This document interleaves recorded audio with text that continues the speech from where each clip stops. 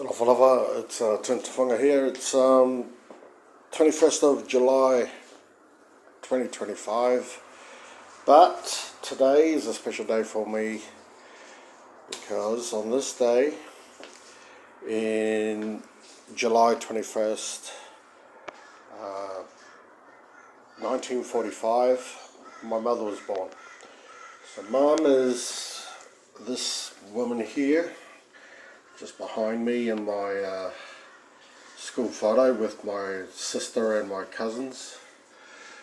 Mum is this lady here, the bridesmaid, never the bride. She's the daughter of Fui Te Whanga and Tauwai Tuile Te Whanga from Apia.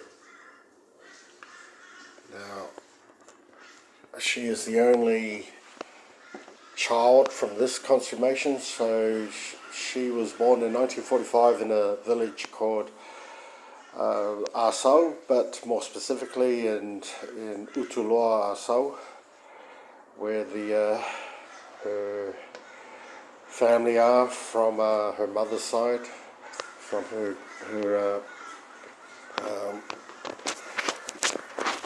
Te Whanga side of the family. But our Te Whanga side, unlike the other Te Whangas, we're not all related. We all have the same surname, but Te Whanga is a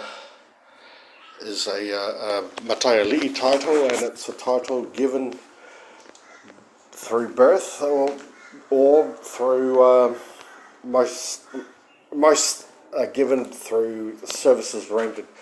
As they say in Samoa, le alupule le tautua, and a lot of the chiefly titles are conferred similar to the knighthood in other cultures. So Matai titles are often conferred, especially for valour and combat, mainly for combat, similar to the knighthood.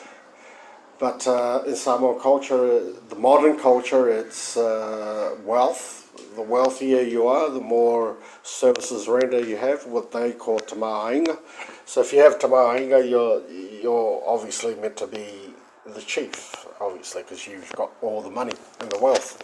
So that's how the Samoans, modern day Samoan, value Matai titles. So if you're not endowed with much te māinga or wealth, you're not a chief. So that's how they judge chieftains nowadays. Unfortunately for us, we're not wealthy, so I can't be a high chief in Samoa. But in saying that, surprisingly, I am a chief. My chiefly title from my family, from Asau, is Tauwau. So I've been a tūla whale since 1991. It's not registered in Samoa because I'm not a Samoan. It is registered only with my family. So that is different, and in the Samoan culture, the family is more important than Samoan culture. So my chiefly title is only recognised by my own family, my extended family, my family in Asau village. So it's got nothing to do with Samoan elections or Samoan land tenure, because people like ourselves who live abroad and will be buried abroad have no interest in Samoan politics whatsoever. So all the rubbish that goes on in Samoa, whether it's FAST, HRPP, or Samoan Labour Party, or the Samoan Uniting Party, for us outside, especially us who are not Samoan citizens, we don't vote. So we don't have any interest whatsoever. It's interesting to watch the shenanigans and the politics. And as a political scientist, as I am, I would comment on these issues. But in saying that, my mother is now 80 years old on this day. So we're going to go for a road trip and talk about Mum. And in doing so, I probably have to give the appropriate salutations for my mum's village. and I suppose her father's village. But the salutations for Apia with regards to the Satulifunga family is not recognised in the Sangonga Whalupenga.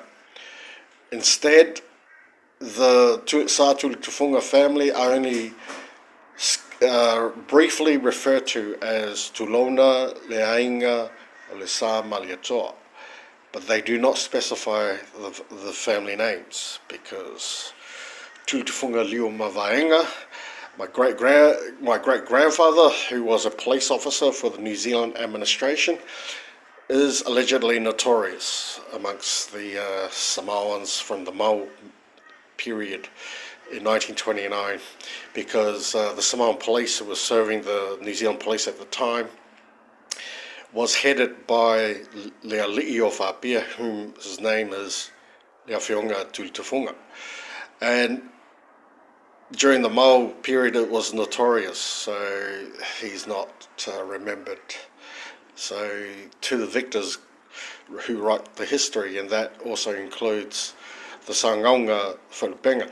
That being said, the Makaiali'i titles of Sangonga is So Manutafa and Tu'malatai. So those are the highest chiefly titles of Vaimonga Isisifo, or now it's divided into, 3 Vaimonga for the Whaipule elections. And the current Vaimonga Whaipule is Harry Schuster, the Minister for Police. And he would know my great-grandfather, because he's family, so he would know Lea Whionga Kulikufunga Liu Mavaenga, the police officer, and the highest ranking Samoan police in 1929 when all this kerfuffle was happening in Samoan politics. In saying that, also, my great-grandfather died in 1939 at the tender age of 42, since he was born in 1882 or 1898 or thereabouts, and he passed away in 1939, 10 years after the Maui Bule situation. Anyway, got to head off the road. Oh, I'm going with my sister, so might be a bit of chat on the car. All right.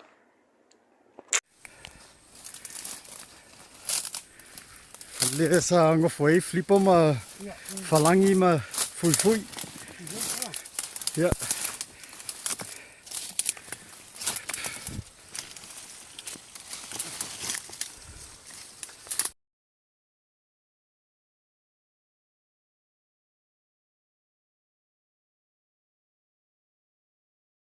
The appropriate salutations for us are Turona oe le pule, turona oe le whātu tufunganga, turona le atiatipa o salawhai, turona le whale se fulu ma le lua, turona le siu o le whanua, turona le whale whia.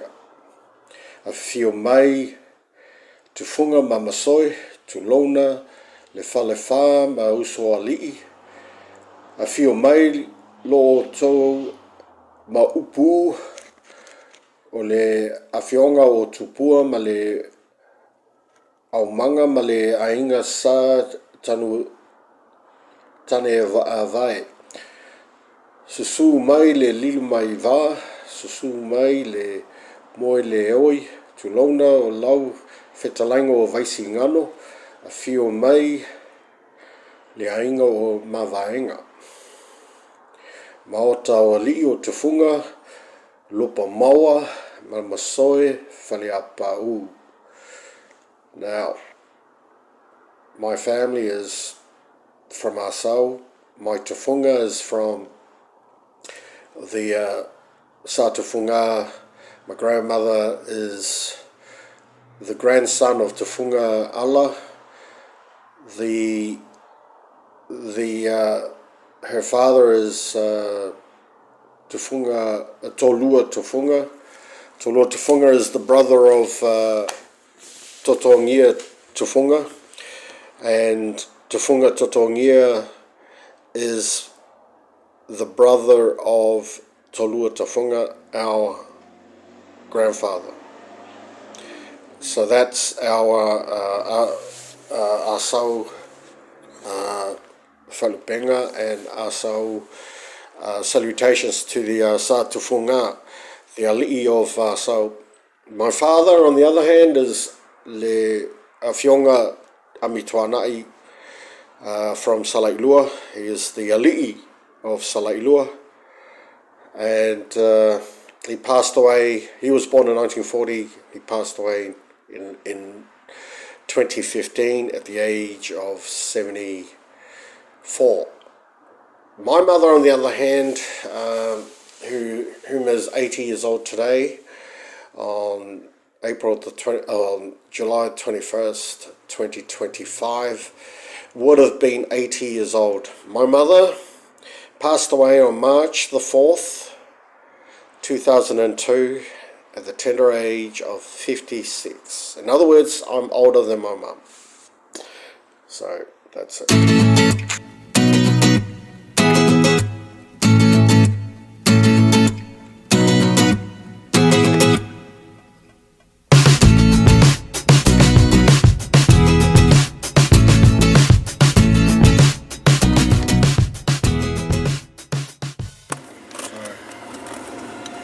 We're heading off with sis to see mum, and this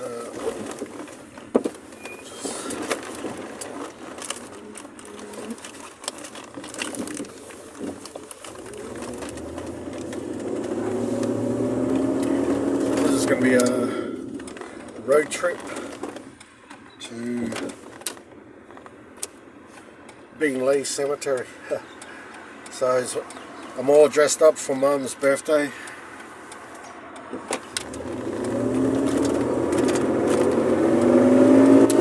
this is the only time I get to see Mum. Anyway, as I was referring to my conference of my kapalipu le ngō makai Ngusila, 1991. So that's been, 1991. What year is it now? Is this 2025? What? How many years is that? Is this? How many years has it been since 2025, 1991? I can't do mathematics. My brain is a bit brain dead at the moment. Anyway. So only the Samoan people would know their matais, and specifically only your family know whether you're a matai. So how do you address me as a matai, sis? Saubao. Yeah. Suma Saubao. Loa Fionga. Gofa. Tofa. Tofa Saubao. That's a kula whale time. So anyway, I've been a kula whale since 1991. But as they say, if you're in Rome, you do as the Romans do, and if you're Mackay and not recognised by the local Australians, then you're a nobody.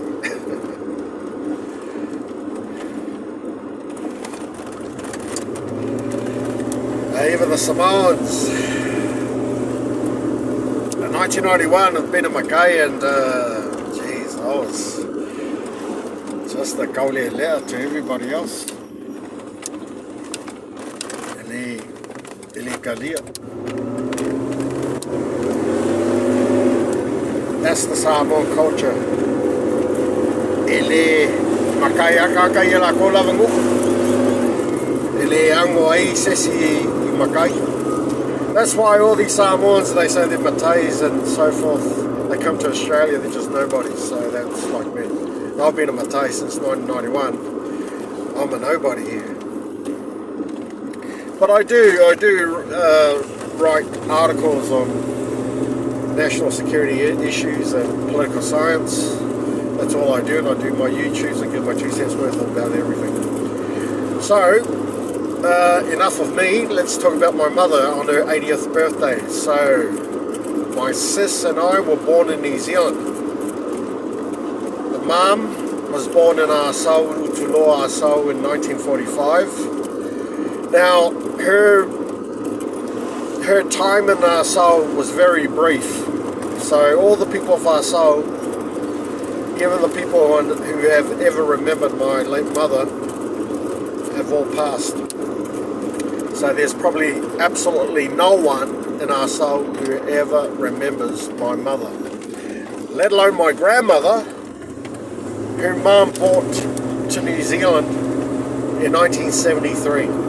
My mum brought my grandmother and all of her half-siblings.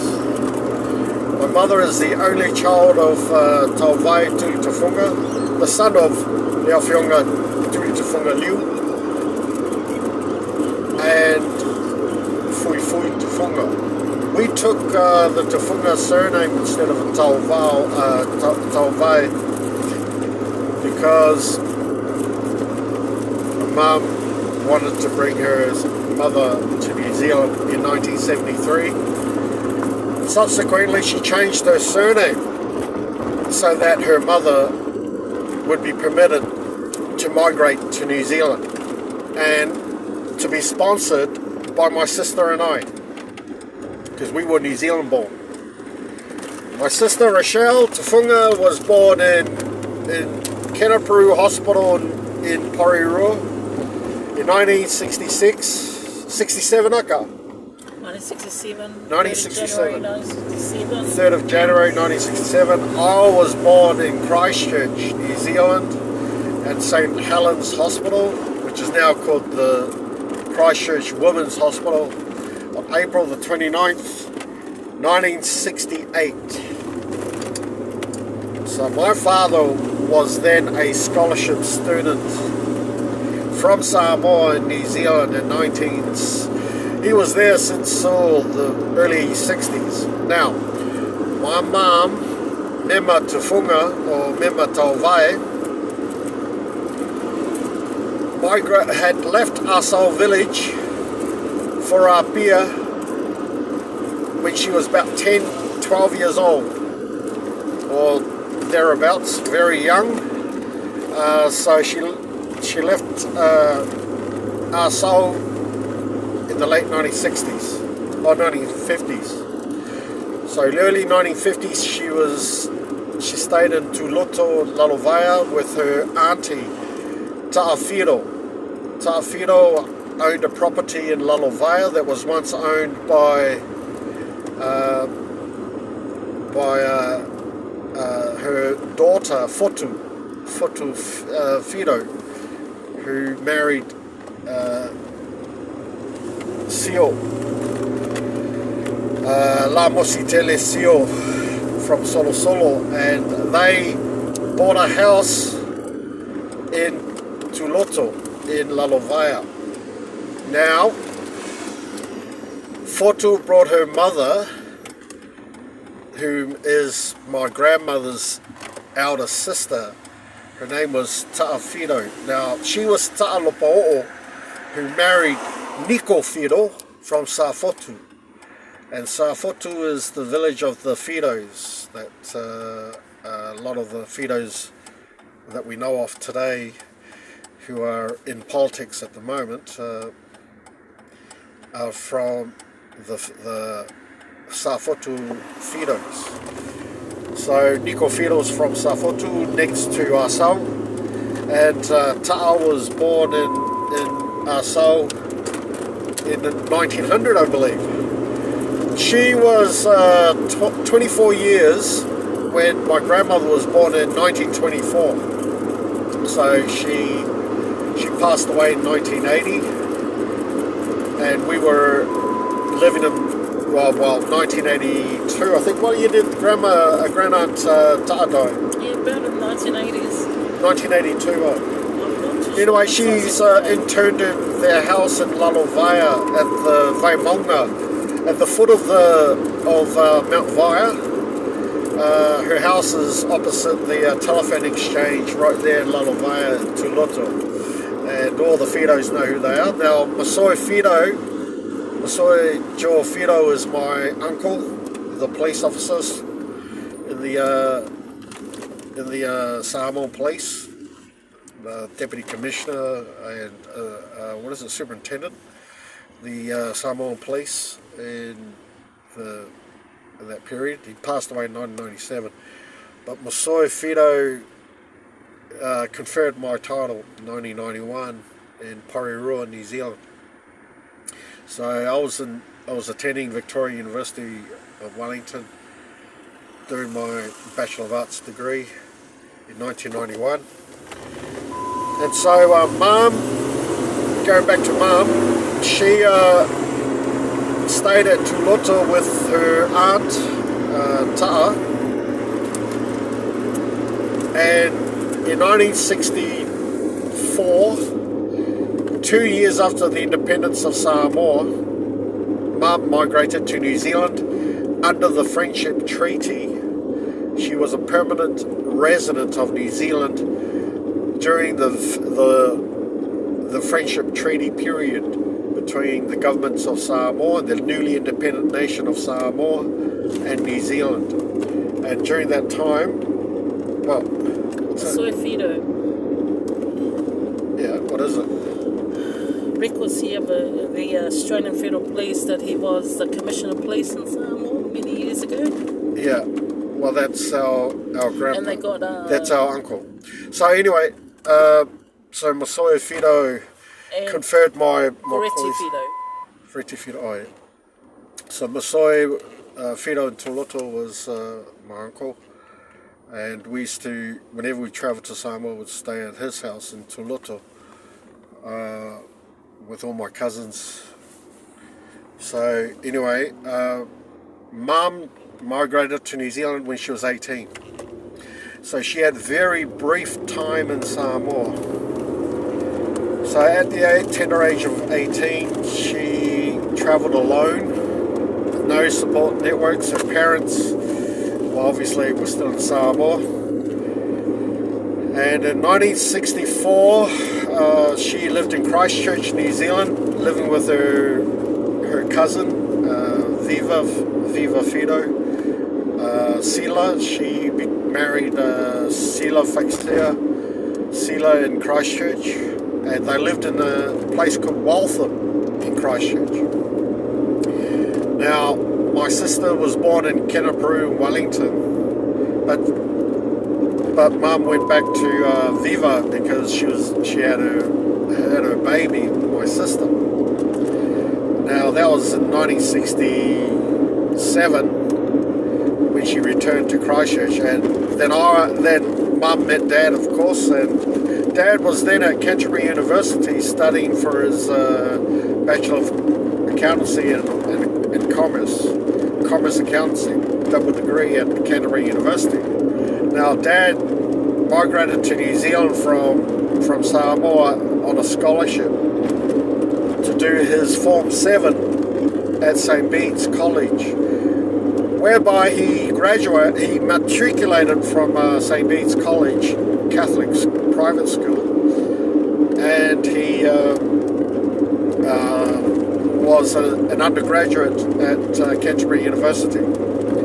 So from the 60s, he was recalled back to the Samoan government in 1968, whereupon he met another woman, and her name is Lotte, and he married her and had children to his wife. In the meantime, my mum had 2 children in New Zealand. That was my sister and I. I was born in Christchurch. Sis was born in Kenepuru, Porirua. And Mum moved up to Porirua in 1968. Stayed for a little while at Petone, but then she found a house in this new working class suburb called Porirua that its main industry was the Todd Motors car manufacturing factory, as well as other manufacturing industries, including peanut slab Whittaker's. So Whittaker's chocolates, all the chocolate bars of peanut slabs are all from Porirua. Kodak was there and other small companies, but the most famous of them all would be Whittaker's chocolate. But so we were brought up Porirua. Porirua also has the New Zealand Police Academy, the police college. So right next to the police college was Aotea College, which is where I attended. I went to Aotea College. We often used to go to the New Zealand Police College for various training and various things. So I was there. So that was back in the early 80s. So and I went there for a while. So anyway, in 1981, Mum migrated to Australia, bringing my sister and I to Brisbane, Australia in 1981. Now we've been here ever since. Mum became an Australian citizen in 1984, but I didn't. I refused to become an Australian. I hated Australia, to tell you the truth. I couldn't stand Australia. I attended Brisbane State High School in 1982. During the Brisbane Commonwealth Games, I was 14 years old and I was working. I was working at the Cadoo's restaurant at George Street in Brisbane. Mum was working at Lee Cooper's in Milton, next door to Lang Park Rugby League Field, which later on became known as Suncorp Stadium. Now, my mum was working there throughout the 1980s. Now, that was a very long while ago.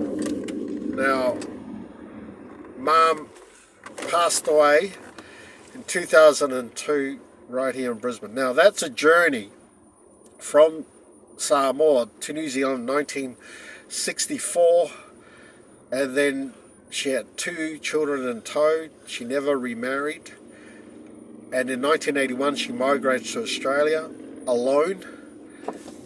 I attended Brisbane State High School. My sister attended Coorparoo State High School at that time, and then I travelled back to Samoa to live with my father in 1988 until 1989. Then I would travel to New Zealand and attended Victoria University of Wellington, New Zealand.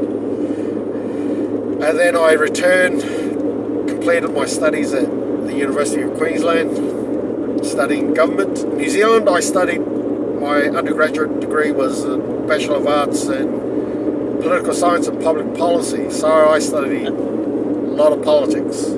So I've got two degrees in Political Science, Public Policy, and in Government at the University of Queensland. My postgraduate was in Policing, Intelligence and Counter-Terrorism at Macquarie University, and that was a long time ago. Now, the story of my mother is a story of migration, of a solo mother with her 2 children in tow to Australia to deal with the inimical racism that existed and sexism that existed in this country, and the xenophobia of the institutions and the intolerance of the Queensland police officers and the intolerance of sexist Samoan men. Yeah.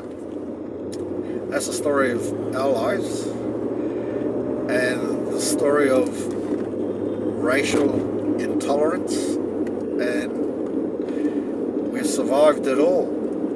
So now Mum would have been 80 years old, and we're going to see her now.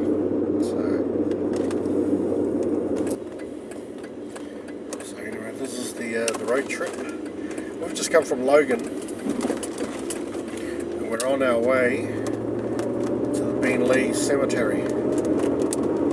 So this place is We moved to Beenleigh in 1986 from West End. We lived in West End, Dun Park, through the early 80s. And then we moved to Beenleigh in 1986. In 1986, this place was relatively a small town, very small city, small village basically. And there was no Polynesians, fewer Aborigines, but it's all Anglo-Saxon. The history of Beenleigh is the history of Germanic, it was a German settlement by German settlers who arrived in the late 1860s. And the Germans were farmers who hid here during World War I, brought all the German community in southeast Queensland. They were free settlers, they were not convicts, but Beenleigh was a German community. And the German Lutheran Church has been here for 100 years, over 100 years. So the Germans have been here for a long time. The persecuted Germans hid here in Beenleigh. So if you want to know about the German history of Australia and the settlement of Australia, come to Beenleigh. Beenleigh is a German town. So we're just gonna. So we lived here since 1986 till 2000. From 2000 we left this area. This area was very notorious for being racist. They're country bumpkins and rednecks, cowboys. And I played for the Beenleigh Bulls in the early 90s. Now I enjoyed that, having a good go played against the Queensland Police, and we thumped them. Beenleigh Bulls bet the Queensland Police officers, the cadets. We played them 1990. And then I travelled back to New Zealand and attended Victoria Uni. But it was a lifetime living on Weet-Bix as a struggling student. And so I studied New Zealand politics. I studied New Zealand Maori politics and public policy. Studied the comparative world politics. Didn't do spectacularly well. That's what you get when you're surviving on a student loan and living off Weet-Bix. So so life as a university student was a struggle. So I did security. I was a bouncer in Victoria Uni. Had a lot of physical encounters, a lot of physicality as a security officer. So it was pretty hectic in Wellington. The Wellingtonians are notorious for their hectic behaviour. So there was a fair bit of violence, and that was my humble beginnings in security as a 22-year-old. So I've been doing security since 1990. So I'm an old fart, and I'm still disrespected by by everyone. Anyway, you get that. So here we are. It's home sweet home for Mum and Grandma. This is where everyone in the Samoan village from Asau to Beenleigh, we are home for Mum. So that journey also included my grandma, Mum's mother. Was born in 1924, and she passed away in 2009, in May 19th, 2009. And she's from Asau as well. As I said before, her father is Tolua Tufunga, and her siblings included Lopo'o Bangia, the High Chief, who is my grandmother's only brother, and he is also interned in Utaloa Asau, but I think it's Ngauka Kai, oh no, Ngauka of Utaloa, but along with his wife and Tae and other of her siblings, but Grandma is interned here.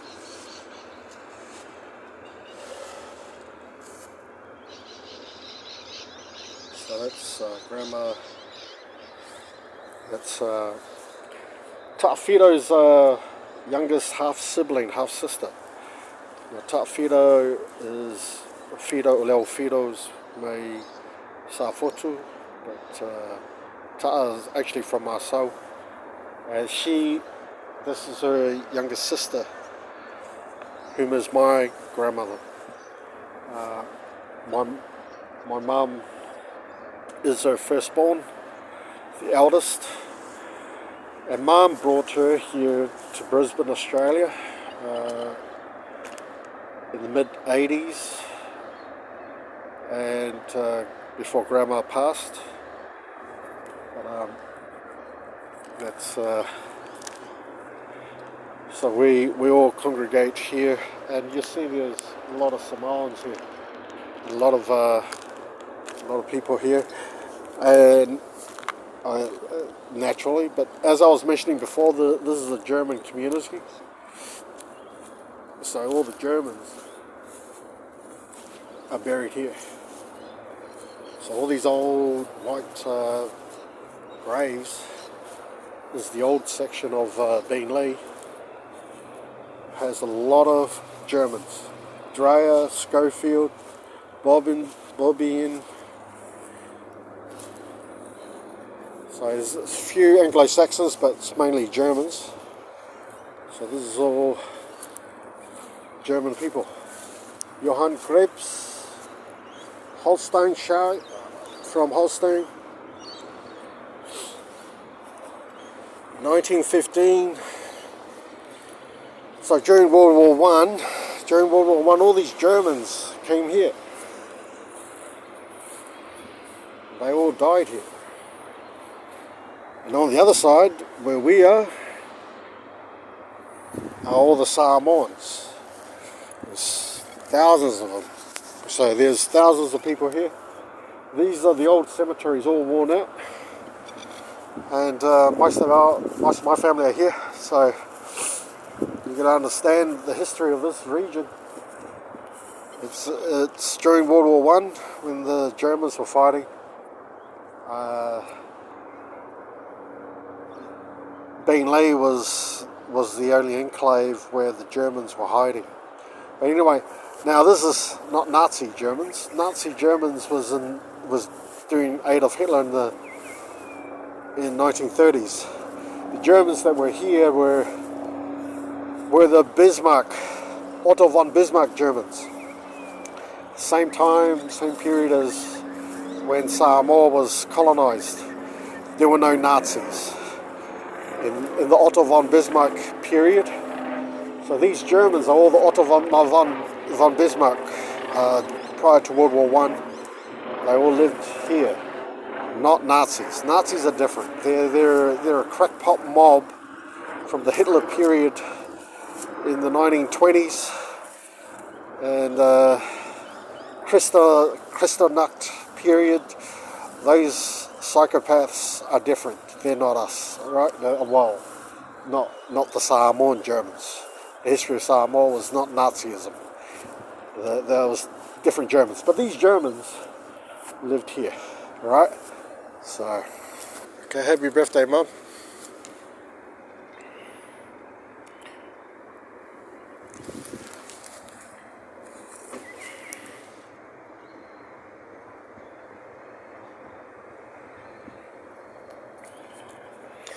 Yawa kole valsfuru mum.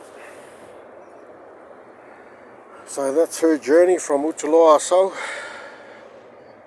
to Logan City. So that's just my story, alright? It's my story.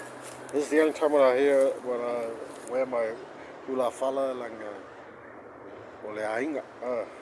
Ainga. So Mum passed away in 2002, so it's been a while. What is it? 23 years.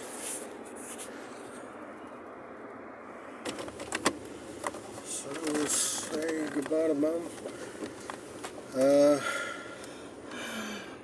Can't say happy birthday because she's in heaven. Yeah. So her 80th. And we've come for her birthday. We're going now.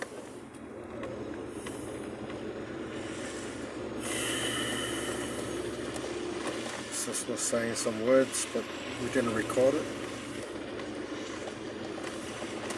I asked to record it, but she didn't want it. We've had a bit of rain here, so the ground's a bit soggy.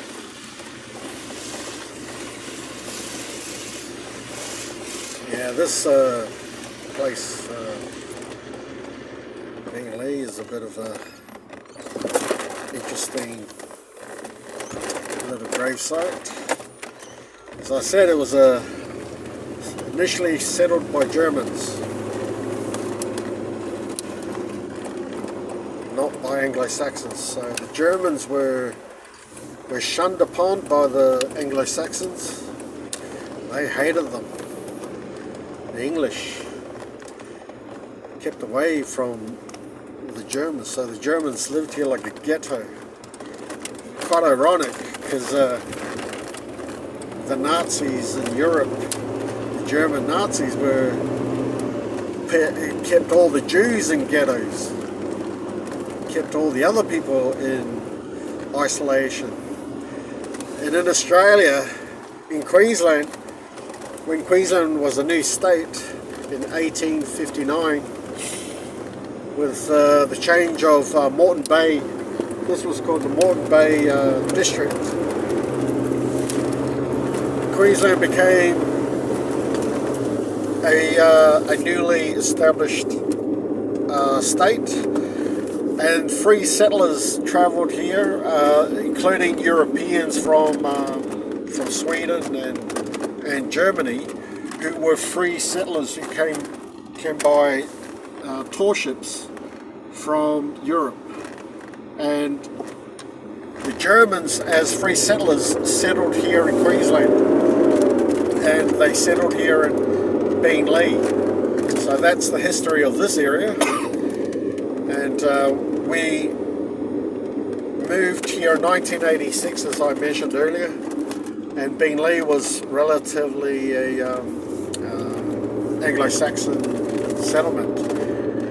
They changed all the German names. This place before was named Beenleigh had a German name because it was a German community, and there were German farms. And as I've shown earlier, with all the graves and all the old Germanic graves, the people who settled and died here were Germans. And we'll be passing a Lutheran church as we drive past here. And I've had how many years we've lived here, sis? They're building a new swimming pool here on the left. They're replacing the Beenleigh swimming pool. I used to swim there back in the 80s. And before they built the law courts now has turned Beenleigh into a criminal justice hub, which is horrible. That's like a curse, because you get all these horrible memories of Beenleigh because it's also associated with criminal matters. And the fact that we've got a criminal court here has made Beenleigh notorious. As I was saying, this area was frowned upon, and was considered like a leper colony by the Anglo-Saxons because the Germans were living here. And so the Beenleigh wasn't a good place for a lot of communities. Throughout the history of Beenleigh, they've always been kicked from pillar to post. It was known as Albert Shire at one stage, and then it was Gold Coast City Council. Then it was changed to the Logan City Council, because the boundaries of Beenleigh was kicked from pillar to post by the powers that be because of the moving population shift of this area. So if you're a true local, which there aren't many of them, a lot of the population here is rather transient, just like the reminders of the Beenleigh Criminal Court. That is an insipid memory of this area. Unfortunately, the history of Beenleigh has become forever tarnished by the fact that there's a courthouse here, and all the memories I have of Beenleigh is rather notorious as well, because it's I've had an insipid relationship with an inimical relationship with the local Anglo-Saxon community as well, namely the Queensland Police Service and their intolerance of yours truly. And you know, I've lived here during the Tony Fitzgerald inquiry for police corruption in the 1988 period, with the fall of the Joh Bjelke-Petersen period, when he was the Premier of Queensland. During 1988, we had Expo 88, and Sis, you were singing at the Queensland youth choir. Yes, at the yes. Expo 88. Yes, and in my day shift job was working for Chris Bishop, solicitor, who advised me not to go there because that's where we had terrorist attacks. But I still went because that's my hobby, singing. The Queensland Youth Choir. There was no terrorist attack in the There was none Expo whatsoever. 88, None whatsoever. There you go. So anyway, the Queensland history of our association with Queensland is quite notorious. Although I have lived in Queensland for 44 years, and Queensland has always given me that chalk and cheese relationship. But we've tolerated living here. We're still here. We won't leave. We will probably end up at Beenleigh Cemetery, but we will always remember the way we've been treated here in this beloved state of Queensland. Still support the Wallabies. Still support the Reds. Still support the Queensland Maroons, but just don't like the locals. as just as much as the locals hate us and hate my sister and I, or hate me, I just don't get along with the locals. That's it. I've just lived here for 44 years, nearly 50 years, and I still don't get along with my locals. So I just work. I've worked for the federal government, I've worked for the Queensland government, and I've worked for the local government, and I'm still treated like shit. So that's just the way it is. Yeah, you just have to tolerate this insipid world. So until we die, and such is life. Yeah, so Mum brought us here, and we're stuck here, and we live and die here. And we'll probably have our funerals, and nobody will ever know that we ever existed. So that's why we're singing right now before we die. That's it. We're just saying that we existed. We existed from Samoa. We existed there over 3,000 years ago before we migrated to Queensland, Australia. But lived here for 44 years, and we're still like strangers. And they tell us, go back to where you come from. And say, mate, I know this history of this area more than you. And that includes the history of the Germanic people that moved here. They named it with German names. But the Anglo-Saxons, the English, changed all the names, especially during World War One. When World War One happened, they changed the name of the German area to Beenleigh because all these white Anglo-Saxons hated the Germans. And that's just like the Windsor family from the Saxe-Coburg-Gotha had changed their name to the Windsor family because it was associated with Germans. Now, just to remind you that this is way before Nazism and the fascist Third Reich. Now that was way before any of that. Now this area was settled by the Germans. And now we're driving through formerly German ghetto. It was a ghetto because this is where all the Germans hid away from the English, the Anglo-Saxons during World War One. Beenleigh was the haven for the Germans. Just remember that. Now it's just as much as Logan City is now the havens for Samoans, because you got the Aborigines who hate us. You got all these other people that hate us, especially my sister and I. We're the original settlers of Samoan, pioneers of Samoans in this area where everyone hated us. And even at high school, had to fight tooth and nail against rednecks. So much so that when I left high school, I was still notorious amongst all the rednecks. They became coppers and soldiers when they left high school, so they still hated Samoans then. Because as a Samoan, they didn't know what a Samoan was when I was at high school until they encountered me. You know, I was the first Samoan at Brisbane State High School that these people encountered, and I wouldn't take any backward step. And that's just the way it is. And now you know Samoans in sports. You know them in boxing. You know in kickboxing. You know what a Samoan is in rugby. And the All Blacks. And the Wallabies. We're everywhere now. Back in the 80s, no, everyone wants to have a go at me. Everyone wanted to have a go at me. Even at high school. But, you know, we're like the people on the landing beaches of Normandy on D-Day. We're like the first people that landed on the beaches. When we landed on the beaches, they were the first to die. Because the first people who established the beachhead were people like us, the pioneers of our race, of the Samoan race, when we came here in Brisbane, Australia, in those formative years. That being just like these Germans who were pioneers in the late 1860s, who established their farms and their communities here in Beenleigh. They were pioneers of the German race here in Beenleigh, here in Queensland. Now, we moved there in 1980s. So that was the 1980s we moved to Beenleigh. Now, the Germans had long gone.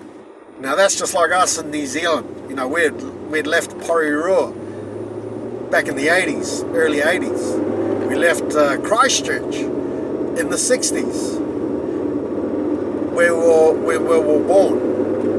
And Mum left Arsau from Samoa, where her ancestors had lived for over 3,000 years. So, these are the stories of the migrations, the natural migrations of the Polynesian race.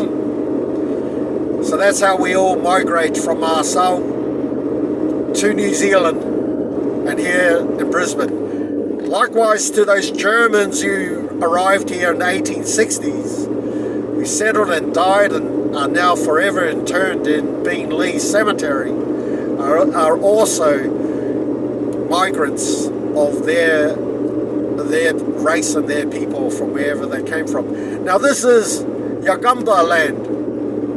The Yagamba are the traditional owners of this land, and I've always acknowledged them.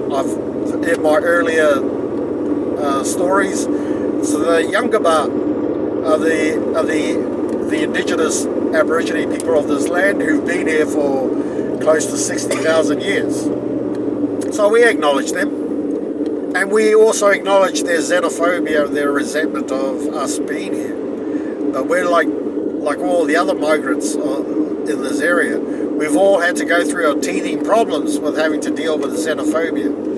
The original xenophobia was from the Yangumbas.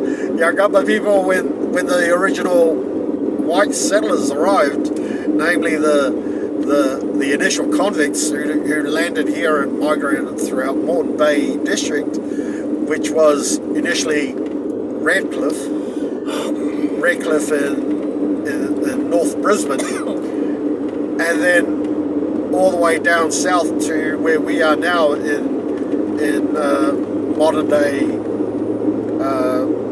Beenleigh here in southeast Queensland, and now part of Logan City. It was once part of Gold Coast City, and before that it was part of Albert Shire. Now, we lived in Beenleigh when it was part of Albert Shire, but a lot of people who are more recent arrivals would not know that. But this is my local knowledge of this region. Now, as we're driving through here, we're going for a drive from Beenleigh back to Logan and back to Crestmead. But the history of this region is only shared by locals and historian enthusiasts of local history. So, sis, you got something to say? Yes. What? Take away, right. please, Tim. Sorry. So, we've been here all this time, and we've become grumpy old people as we age. So as grumpy old people, we just live and let live. So my wife is in America, so we just like to talk about the locals and how we've managed to survive our local environment. But my wife is in Indianapolis. Her history is the history of cowboys settlements from Great Britain to America as cowboys. And they settled in a place called Cincinnati, Ohio, as cowboys. They were genuine, bona fide cowboys. And they had to deal with the local Indian tribes who were trying to kick them out of their land. Understandable, of course it's understandable, but that's another story. Then they ended up in California for a period with all of her family. But my wife was born in Panama at a US base because her father's military, and so they traveled all over Europe, all over the world as US Samoan soldiers on military duties and all over different countries. Her father worked as a security details at the embassies in Germany and in Panama and all over the world, whilst their children were all born in US bases all over the world. So that's a Samoan story of multiple destinations and births, but all are American citizens because they were born in US territory, which is similar to a base, similar to an embassy. They were all born on US bases in all these different countries, so you have to say that they're born on US soil. Anyway, so my wife was born in Anson in Panama City in Panama, but she was born in the 70s. But since she was born in a US military base, it is considered as a US territory. So she is an American citizen, born and bred. So anyway, her story is also a story of migration. Her mother was born in Leone in Tutuila, American Samoa, which is Eastern Samoa, and she was born in 1936, migrated to the US. Like many migrant stories, ours is a story of migrations and the diaspora of the Samoan race. It just so happens that we are the story of the Samoan migration and diaspora to to Logan City from the 80s. And back in those days, there weren't many Samoans born here. In fact, there weren't any. All the Samoans that were born here were all post-1980s. If you were born in Australia and you're a Samoan, I can guarantee you weren't born in the 1980s. Because all of the Kiwis that were living here were Samoans, or the Samoans who were living in Australia in the 1980s were all born in New Zealand or from Samoa. Now,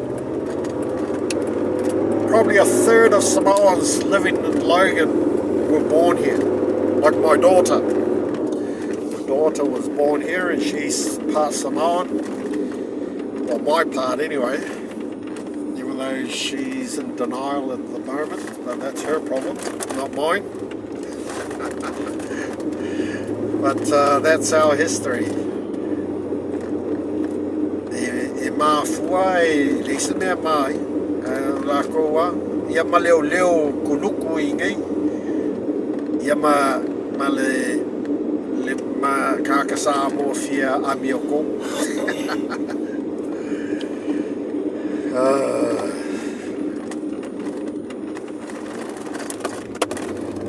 But as I was saying, you know, it's only your family that recognises you. All the other Samoans don't know you from a bar of soap, and so they will prejudge you accordingly. Anyway, we're driving through Marsden now. This is Marsden. Why is this called Marsden? Well, Marsden, I'll give you another bit of trivia. Marsden was named after Sir Samuel Marsden, the flogging parson. Now, Samuel Marsden established the Christian Missionary Society, the CMC, in Sydney, New South Wales. And as the flogging parsons, he used to flog all the Irish Catholics, convicts. He hated the convicts. He hated the Irish especially, and especially if you're a Catholic. So the flogging parson used to put up the cat and nine tails to whip the shit out of the Irish Catholics, and hence he was renowned for being the flogger, the flogging parson. That is Sir Samuel Marsden. Now, Marsden State High School is a famous school that has brought out the Cameron Smiths, the Willie Tonga, the Israel Folau, and the rugby league and rugby union legends of Australian rugby league and rugby history. Now that's the school that we've just gone past. Now that is the history of this area. And you need to, whoops. Oh well, it was, I can't stop. That's just the way it is, alright? Had to go on the yellow. So anyway, driving through Crestmead. Now this is Crestmead. Rough as guts working class suburb where there's plenty of Samoans, a lot of self-righteous Samoans, but you get that. That's because of their Christian upbringing. They think they're holy, then holy, and you just get that. That's just the way they are. Otherwise, there's two extremes. You're either a very devout Christian Samoan, or you're a badass troublemaker, gangster, and you join all these various rugby league clubs or gangs, bikie gangs. If you tried to induct those rubbish gangs and the drug culture that seems to be growing. But my sister and I are very old school. We don't care for that rubbish. Never have, never will. but that's this area. You got all these people. A lot of the next generation Samoans love their tattoos. They all get their Samoan tattoos and all that riff-raff. I don't have any tattoos because I don't believe in that garbage. My father never had any tattoos. He died without a pea, without a tatau. There are a lot of Samoans like us. We don't have tattoos. But I'd say over 50% of Samoans have tattoos now. That's just the way life is, but we're not one of them. My sister and I don't have tattoos. We don't like it, and we just don't care for it. And very few of us are the way we are. So this is Crestmead Primary School on the right. This is where I do the elections when I was the federal election manager for the was the second in charge and being the electoral officer. So I do elections. Not anymore because you got a lot of racism in this country and intolerance. So I don't do that anymore because somebody just didn't like me. But I understand that. You know, I understand why you hate me and want to see the butt end of me. But mate, we're survivalists. Sis, we're survivalists. We just survive. We don't care for people, their status, their chiefly titles, their wealth, or what have you, their religion. We don't care for that. I'm not religious. We are Christians. We do pray to Jesus now and again. Hopefully he's there. But we are not religious. I don't even go to church. We don't go to church anymore, but that's just the way it is. So we're home sweet home. Right, that's enough for now. And that's the end of the day. Bye.